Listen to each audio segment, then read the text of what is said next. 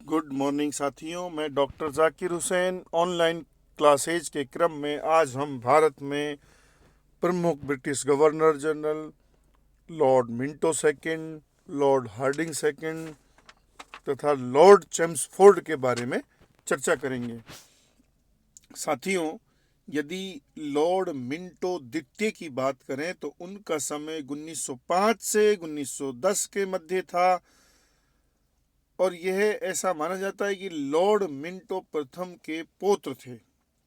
साथियों, 30 दिसंबर 1906 में ढाका में, जो आज बांग्लादेश की राजधानी है, नवाब सलीमुल्लाह की अध्यक्षता में मुस्लिम लीग की स्थापना इन्हीं के समय हुई। मुस्लिम लीग के आजीवन अध्यक्ष आगा खां तृतीय बनाए गए। मुस्लिम लीग से पूर्व मुसलमानों को आधुनिक एवं वैज्ञानिक शिक्षा देने हेतु सर सैयद अहमद खां द्वारा 1875 में अलीगढ़ में मोहम्मडन एंग्लो ओरिएंटल कॉलेज की स्थापना की गई, जिसे MAO कहा गया। बाद में 1920 में यही MAO अलीगढ़ मुस्लिम विश्वविद्यालय के नाम से प्रसिद्ध हुआ।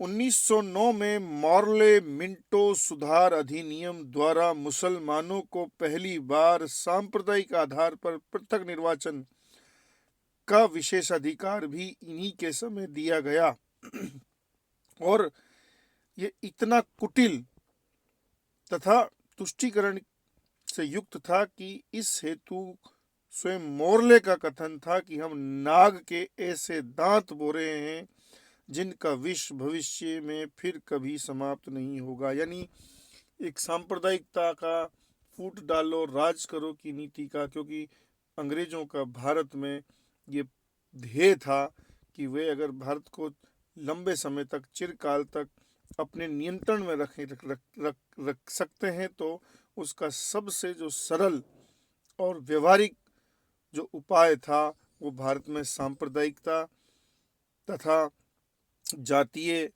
भेदभाव और फूट डालो और राज करो की नीति ही हो सकता था।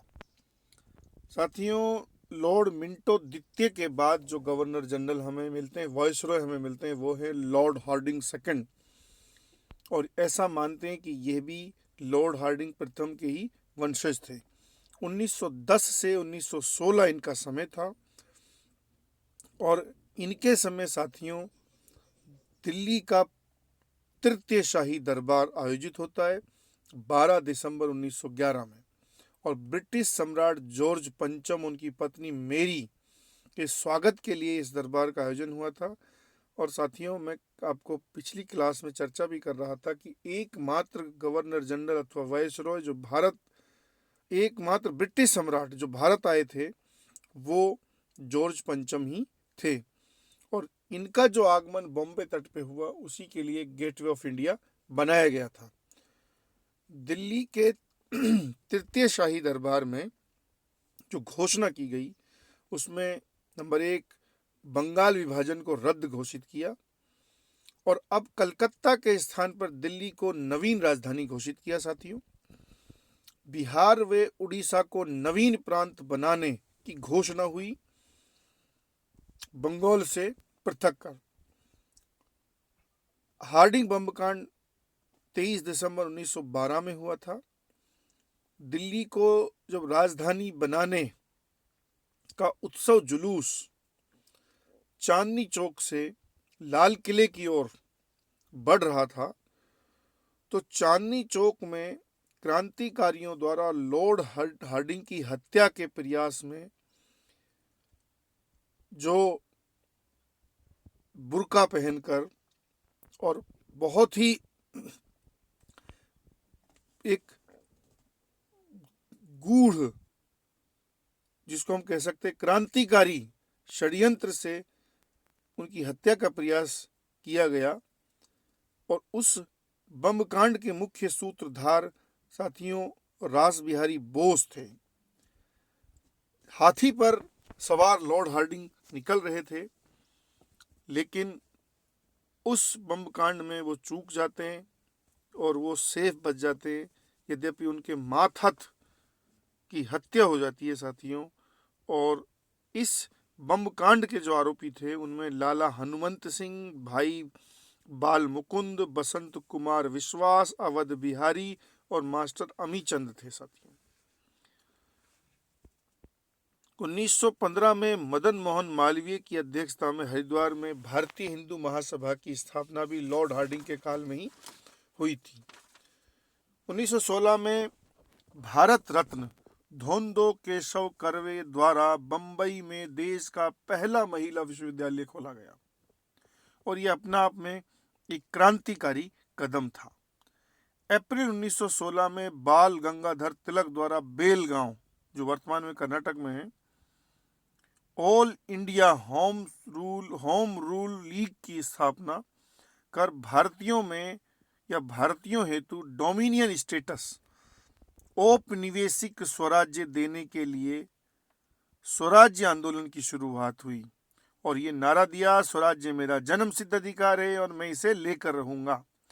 डोमिनियन स्टेटस में साथियों यद्यपि अंतिम सत्ता ब्रिटिश के हाथ में रहनी थी, लेकिन शासन प्रशासन में अधिकाधिक भागीदारी भारतीयों की सुनिश्चित करने का प्रयास था। इस क्रम में एनी बेसेंट द्वारा सितंबर 1916 में मद्रास के निकट अडियार में इंडियन होम रूल मूवमेंट की शुरुआत की गई और वह भी डोमिनियन स्टेटस की डिमांड के साथ। होम रूल मूवमेंट की जो समाप्ति है साथियों वो है 20 अगस्त 1917 में। भारत सचिव मॉन्टेग्यू की भारत में प्रत्येक स्तर पर क्रमशः डोमिनियन स्टेटस अर्थात औपनिवेशिक स्वराज्य प्रदान करने की घोषणा के साथ एनी बेसेंट द्वारा प्रकाशित समाचार पत्रों में यदि बात करें तो कॉमनवेल्थ और न्यू इंडिया थे।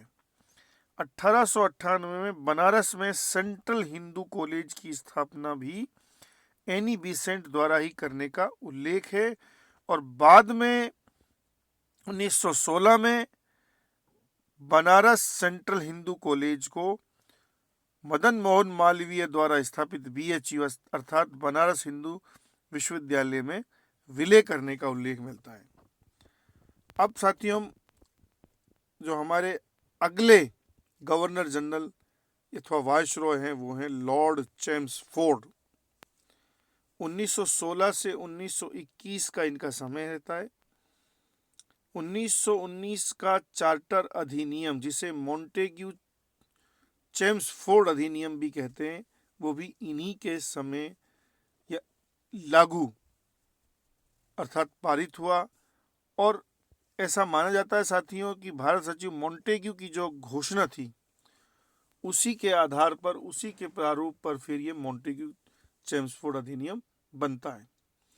इस मॉन्टेग्यू चेम्सफोर्ड अधिनियम में जो प्रावधान थे केंद्र एवं प्रांतीय सरकारों के अधिकारों का बंटवारा किया गया। इसमें प्रांतों में साथियों द्वैध शासन अर्थात डायरकी की शुरुआत होती है। वैसे जो द्वैध शासन है इनके जो जनक माने जाते हैं वो ब्रिटिश मूल के विद्वान लियोनर जॉर्ज कॉर्टियस थे। मॉन्टेग्यू चेम्सफोर्ड अधिनियम में जो और अन्य प्रावधान थे उनमें सिखों, यूरोपियों, आंग्ल भारतीयों तथा भारतीय ईसाइयों को अब पृथक निर्वाचन का अधिकार दिया। जैसा हमने पढ़ा 1909 के जो जिसको हमने मॉर्ले मिंटो सुधार अधिनियम के रूप में जाना उसमें मुसलमानों के लिए था और अब उस तुष्टीकरण को बढ़ाते हुए सिखों, यूरोपियनों, आंग्ल इंडियंस और भारतीय ईसाइयों को भी पृथक निर्वाचन का अधिकार दे दिया गया।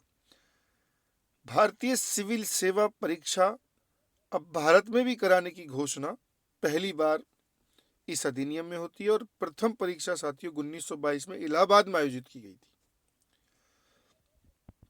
शिक्षा में सुधार हेतु 1917 में डॉक्टर माइकल ओ सैडलर की अध्यक्षता में सैडलर आयोग का गठन भी इसी के समय हुआ। साथियों,